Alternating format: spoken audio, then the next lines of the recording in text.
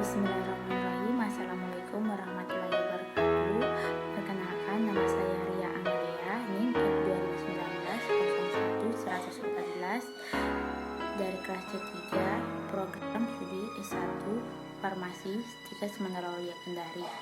Di sini saya akan menjelaskan materi farmakoterapi, di mana yang judulnya yaitu diagnosis dan penata-laksanaan osteoartritis, di mana definisi osteoartritis atau disebut dengan OA adalah penyakit sendi degeneratif yang ditandai dengan kerusakan rawan sendi dan tulang subkondral dan menyebabkan nyeri pada sendi. Osteoartritis dapat menimbulkan nyeri kronik dan menimbulkan disabilitas serta dapat mempengaruhi kualitas hidup pasien. Mengingat beban epidemiologisnya yang besar serta nyeri kronik yang ditimbulkannya dapat menurunkan kualitas hidup, maka diperlukan perhatian terhadap penyakit reumatik tersebut. Pengobatan osteoartritis tidak bergantung kepada pengobatan medikamentosa semata.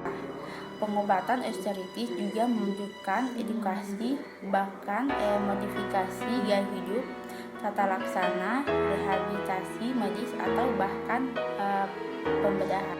Selanjutnya, etiologi osteoartritis yang dapat terjadi dengan etiologi yang berbeda-beda namun mengakibatkan kelainan biologis, morfologis, dan keluaran klinis yang sama.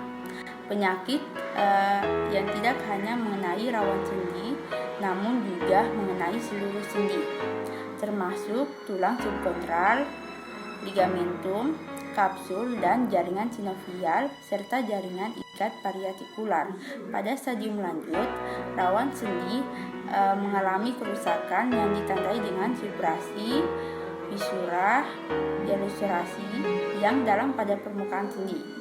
Harus dipahami bahwa penyakit pada OA merupakan penyakit progresivitas yang lambat dengan etiologi yang tidak diketahui. Selanjutnya, patogenesis OA yang disebabkan oleh perubahan biomekanikal dan biokimia tulang rawan yang terjadi oleh adanya penyebab multifaktorial, antara lain karena faktor umur, stres mekanis, dan penggunaan sendi yang berlebihan, defek anatomik, obesitas genetik, humoral, dan faktor kebudayaan, di mana akan terjadi ketidakseimbangan genetik antara degradasi dan sintesis tulang rawan dan pengeluaran kolagen yang akan mengakibatkan kerusakan tulang rawan sendi dan sinovium akibat terjadinya perubahan matrik dan struktur. Selain itu juga akan terjadi pembentukan osteofit sebagai suatu proses perbaikan untuk membentuk kembali persendian sehingga dipandang sebagai kegagalan sendi yang progresif. Selanjutnya, faktor resiko osteoartritis yaitu bertambah usia, riwayat keluarga dengan OA generalisata, aktivitas fisik yang berat, obesitas, trauma sebelumnya, atau adanya deformitas yang pada sendi yang bersangkutan. Selanjutnya, diagnosis osteoartritis yaitu yang pertama, persendian terasa kaku dan nyeri apabila digerakkan. Pada mulanya hanya terjadi pada pagi hari. Apabila dibiarkan akan bertambah buruk dan menimbulkan rasa sakit.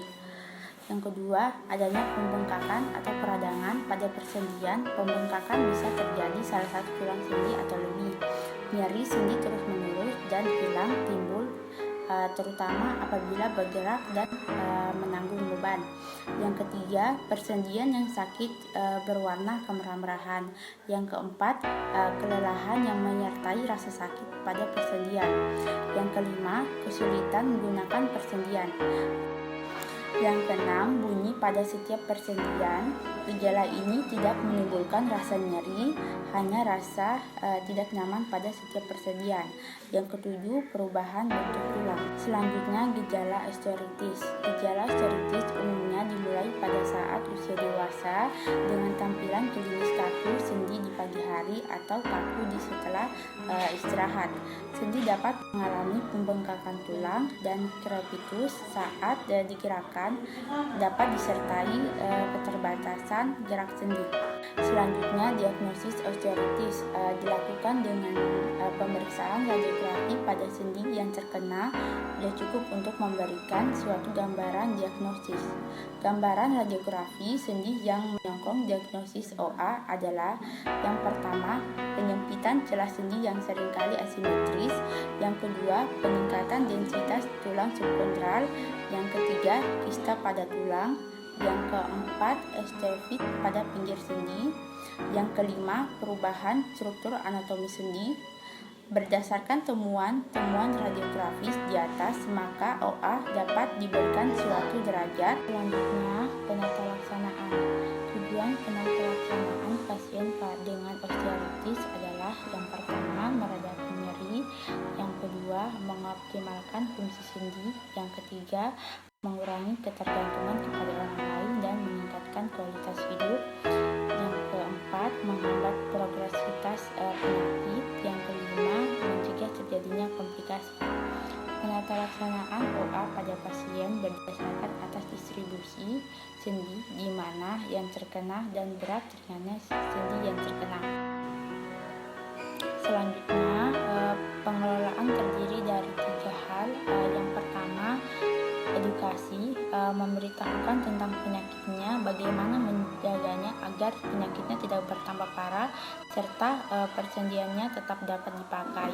Yang kedua, menurunkan berat badan, merupakan faktor risiko dan faktor yang akan memperberat penyakit OA. Oleh karenanya, berat badan harus selalu dijaga agar tidak berlebihan. Apabila berat badan berlebihan, maka harus diusahakan penurunan berat badan bila mungkin mendekati berat badan ideal.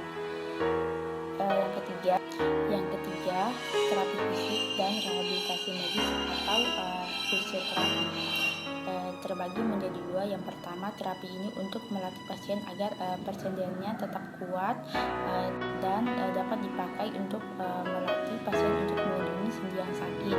Yang kedua, fisioterapi yang berguna untuk mengurangi nyeri, menguatkan otot, dan menambah luas pergerakan sendi. Sekian dari saya, kurang dan lebihnya mohon dimaafkan. Wabillahi taufiq wal hidayah. Wassalamualaikum warahmatullahi wabarakatuh.